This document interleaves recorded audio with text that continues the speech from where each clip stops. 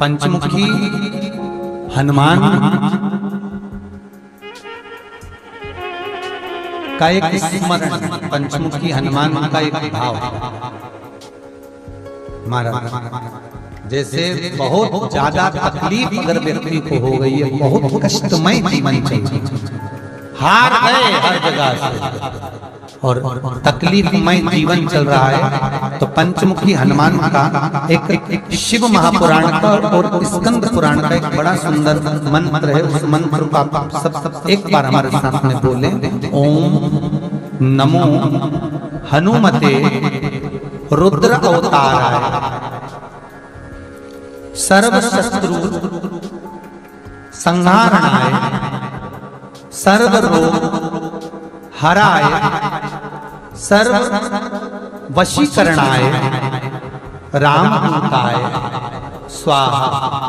बस इस मंत्र को हाथ में काली तिल लेकर, एक जौ लेकर और गूगल लेकर, थोड़ा सा उसमें गाय का घी डालकर, कंडे को या अग्नि को जलाकर इस मंत्र का 11 बार 21 बार जाप कर अपनी कामना कर छोड़ दीजिए।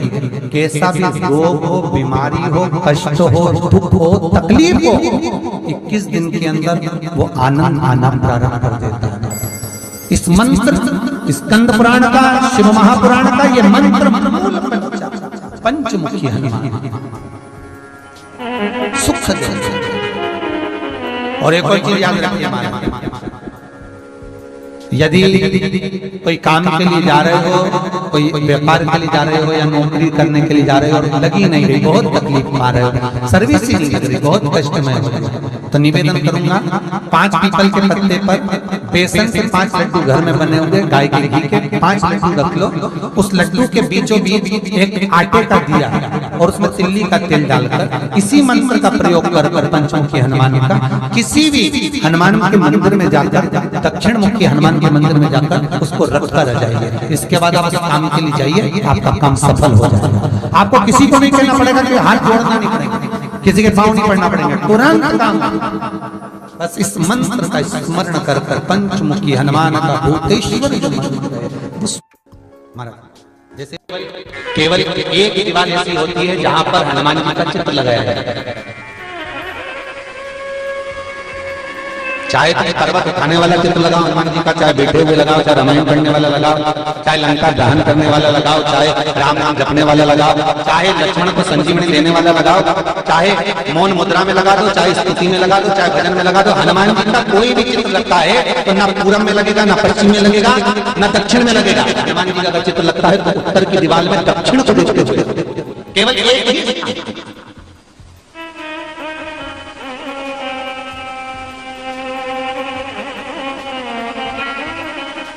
जैसे पूर्वजों के चित्र को, पितरों के चित्र को, गए हुए हमारे जीवों के चित्र को दक्षिण में विराजमान किया जाता है, उसी तरह हनुमान को उत्तर में विराजमान कर दृष्टि दक्षिण में।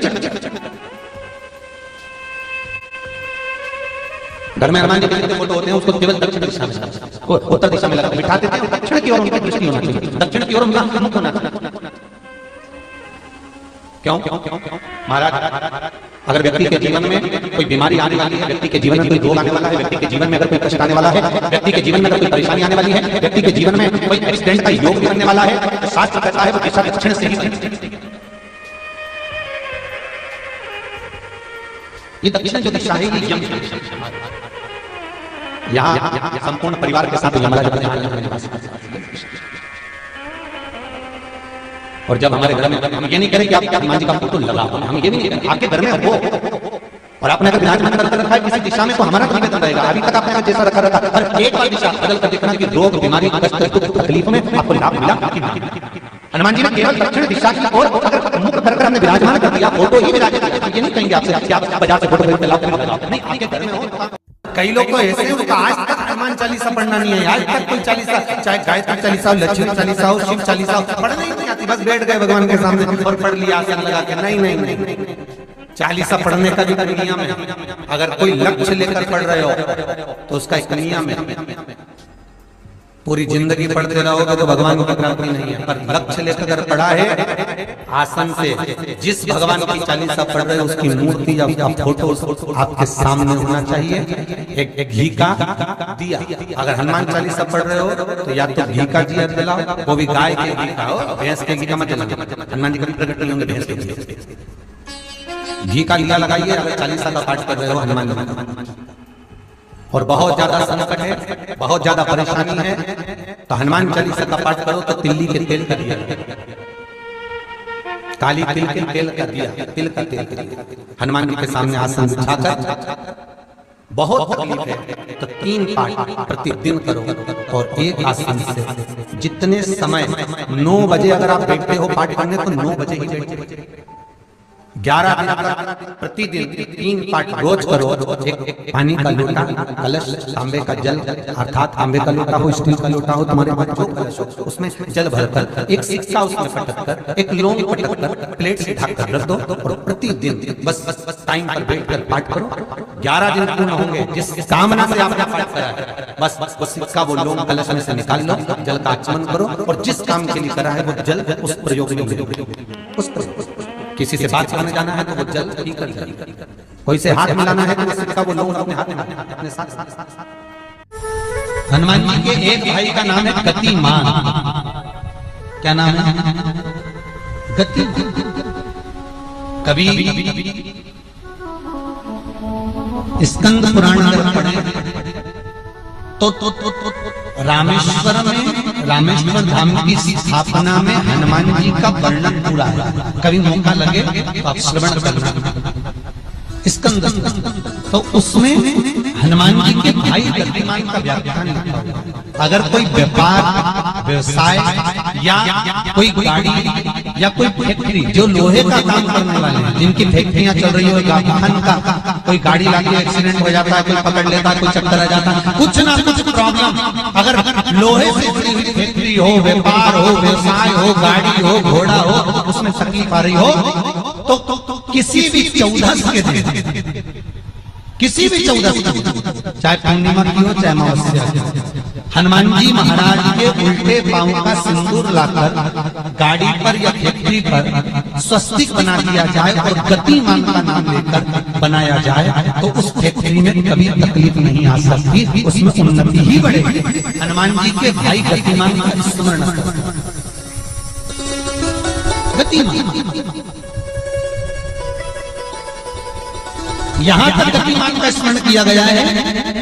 अगर किसी पति पत्नी में झगड़ा चल रहा हो, प्रेम नहीं बढ़ रहा हो, बहुत अदालत में बात पहुंच गई, तलाक होने वाला है, तो भी गतिमान का नाम लेकर हनुमान जी के मंदिर का पाठ घर में करवा रहे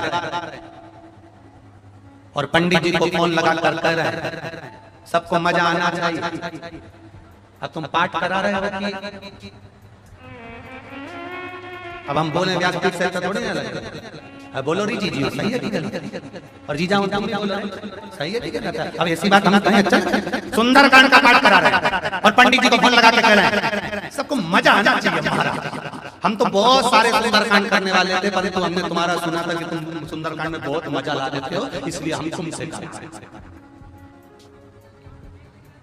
इसीलिए तुमसे अब सुंदर कांड का पाठ, मेरे हनुमान जी की कथा, मेरे हनुमान जी का चरित्र मजा लेने के लिए नहीं है, मोक्ष लेने के लिए। ये मजा करने का विषय नहीं है, मोक्ष पाने का विषय।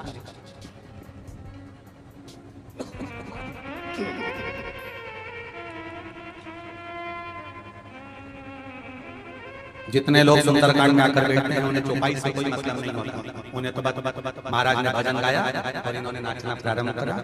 जिस सुंदरकांड में लोग ज्यादा नाच लें समझ लो वो सुंदरकांड सफल हो गया।